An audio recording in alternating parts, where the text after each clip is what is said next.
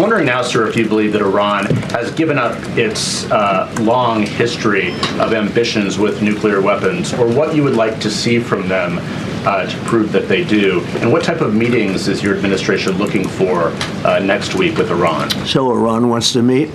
As you know, their sites were obliterated. They're very evil nuclear sites. They were, now has been proven. We had some fake news for a little while. The same people that covered the Hunter Biden laptop was from Russia. The same people that did 3 or 4 other Russia hoax. But on their no, wait, just listen. They came up with something that delayed the credit that our great pilots and these great what talent that was, and they hit it right down in the spot, 52,000 feet. Think of this dark, no moon, you couldn't see a thing, and they hit the refrigerator door, as they say. That's the size of a target, and overwhelmingly, and it's amazing what was done. We're the only ones that could have done it, and we took out the other 2 of the other sites also. In addition to that, we finished them off. That was a very evil intention. Donald Trump just followed up one of the most disastrous and dangerous days of Supreme Court decisions we have ever seen with what might have been the most disastrous press conference of his entire presidency, which I know is a pretty high, or I guess kind of low bar for his idiocy, but it wasn't just crazy because of the meltdowns Trump had, but what he was confronted with calls out of his illegal activity, his crypto scams, and what one reporter screamed at him led to a very strange reaction, which honestly makes me scared for the media. We're going to get into it all. But first, I want to start with Donald Trump being confronted over his crypto corruption and the rambling answer he gave. Thank you, Mr. President. On a related subject, many Democrats have said that they are not going to support crypto bills in Congress only because of you and your family's personal crypto ventures. And these votes are in some cases needed to pass. Are you open to the idea of pulling away from your personal crypto ventures just for the next few years if that helps get these crypto bills passed in the next few months? Well, it's a very funny thing, crypto. So I became a fan of crypto, and to me it's an industry. I view it as an industry, and I'm president. And if we didn't have it, China would, or somebody else would, but most likely China. China would love to. And we've dominated that industry. It's a big industry, by the way. In fact, when the stock market went down recently, crypto and Bitcoin and all of that went down much less than anybody else as a group. And we've created a very powerful industry, and that's much more important than anything that we invest in. We invest in it, but really that was an industry that wasn't doing particularly well. I got involved with it a couple of years ago, and before the second term. I got involved before I decided to run. I only decided to run because I saw what was happening, and Biden was incompetent, and the administration was crooked and incompetent. And I was in Bitcoin then, not knowing if I was going to do it a third time. So it's become amazing. I mean, it's the jobs that it produces. And I notice more and more you pay in Bitcoin. I mean, people are saying it takes a lot of pressure off the dollar. And it's a great thing for our country. So I don't care about investing. You know, I have kids and they invest in different things. They do believe in it. But I'm president, and what I did do there is build an industry that's very important. And, you know, if we didn't have it, China would. Okay. So Donald Trump is asked about his crypto corruption. And mind you, this is a man who has talked nonstop accusing Joe Biden and his family of corruption. And ultimately, it's the Trumps who have profited billions of dollars from the presidency. And of course, he goes back to those false claims, those false smears, because every Trump accusation is really an admission of the truth about himself. But of course, Trump didn't stop there with the rambling nonsense when he was asked about tariffs, another failure of his presidency. He melted down once again because he's got no answers. And then we'll check out what a reporter yelled at him. He hopes tariff deals with major partners will be done by Labor Day. So if some deals are not done by your July 9th deadline, will some countries' tariffs go back up, or will they stay where they are now? Well, there's some countries that are used to ripping us off, to be honest with you. And I don't want to name them, but you sort of can name them. And they're so used to just, you know, taking billions and billions of, look, we had a trade deficit of more than $1 trillion. Think of $1 trillion. A trade deficit. That's because nobody cared. We cared a lot when, you know, I took in hundreds of billions of dollars in tariff. We had the greatest economy in history up until now. I think we're going to blow it away. But during my time, and especially prior to COVID, we had the greatest economy in the history of our country. I think we're going to blow it away now based on the kind of numbers that we're seeing. But some countries are very angry because they've been ripping us off for years. They've been making billions and billions of dollars. There was nobody to negotiate with. They could do whatever they want. They charged us tariffs, by the way, at numbers that we've never seen before. And we ended up losing much more than $1 trillion a year. $1 trillion a year on trade. And now they're being met with a force that's far greater than them, and they don't like it. So they're upset because instead of making, $5 billion, they're going to break even. Or they'll make a little bit. I want to be nice. They'll make a little bit. Or we'll make a little bit. It's a big difference. Yeah, please go. So is there a deal? There's not a deal, but there is a deal. But the deal is not done. But the deal is almost done. We don't really know much about the deal. I guess we're learning a lot about what the art of the deal is, which usually tends to be Donald Trump being humiliated. But I think the art of the deal, as was the case with the original book, has more to do with the press tour of lies than any actual concrete agreements. But mind you, during this entire time, we're still getting screwed because there's tariffs in place. Donald Trump doesn't care about that. And the worst part of it is even if Donald Trump does reach any sort of agreement with nations that he's launched this idiotic trade war on, I doubt that companies will be lowering their prices. The one thing that Donald Trump said he would have them do, and of course that was a lie. But a lie some in MAGA are willing to digest and be happy with, which is what we saw from a reporter who screamed something pretty crazy at Trump, considering he's in the White House briefing room.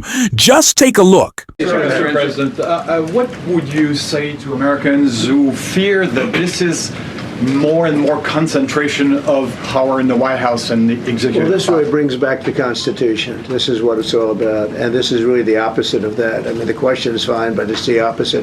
The Constitution has been brought back. Thank you so much, President Trump. Illegal crossings in the border are 0 now. 0. Does everyone hear that? 0. Trump 2028! Do you intend, President Trump? Who's that guy? I like him. He's working the cameras. With this new reality. This is a trend that we have been observing throughout the Trump presidency. Who is allowed in, who is pushed out. Of course, we know that the Associated Press were banned from White House briefings because they refused to recognize Donald Trump's idiotic Gulf of America. But Carolyn Leavitt has taken a very specific effort in bringing in MAGA influencers to ask softball questions. And we're going to see one of those in just a second. But the fact that you have a quote-unquote reporter screaming out Trump 2028, he yelled Trump 2028 at him, is insane. What would happen if that was Joe Biden? What would happen if that was Barack Obama? MAGA had a months-long, no year, decades-long obsession with Barack Obama wearing a tan suit into the briefing room. Someone yelled, Obama 4 more years at the end of his second term. They would have lost their minds. They would have been calling him a dictator. It just shows how broken this White House is, that those are the people who are allowed to ask Donald Trump questions as he hides classified information from members of Congress of his illegal strike on Iran. It is insane, but of course, the meltdowns from Trump didn't stop. He continued to target someone we love on the show, Serrani. You're going to keep the tariffs, aren't you? Because whoever took the tariffs off, and we are going to absolutely keep it. And they're worried that somebody that, like this communist from New York, someday gets elected. I can't believe that's happening. That's a terrible thing for our country, by the way. He's a communist. We're going to go to a communistic state. That's so bad for New York. But the rest of the country is revolting against it. But yeah, Trump knows that. Although he did unfortunately get some wins from his corrupt court today, that he's still in some pretty hot water, so it's not a shock that he's going to attack the really most charismatic leader in the Democratic Party right now in Zoran. And I expect to see that a lot from Trump. But what I'm surprised by, I wasn't surprised he attacked it, but where's the nickname? We're going to keep bringing this up. Donald Trump has clearly lost whatever fastball he had. There's no nickname. He's lost it. The pudding brain is very obvious. He doesn't have any attacks anymore. He also doesn't have any answers when it comes to his illegal strike on Iran and the military operation, which was a failure. Just take a look at the rambling right here. I'm wondering now, sir, if you believe that Iran has given up its long history of ambitions with nuclear weapons, or what you would like to see from them to prove that they do, and what type of meetings is your administration looking for next week with Iran? So Iran wants to meet. As you know, their sites were obliterated. They're very evil nuclear sites. Now has been proven. We had some fake news for a little while. The same people that covered the Hunter Biden laptop was from Russia. The same people that did 3 or 4 other Russia hoax. But on their ambition. No, wait, just listen. They came up with something that delayed the credit that our great pilots and these great what talent that was, and they hit it right down in the spot. 52,000 feet. Think of this dark, no moon, you couldn't see a thing.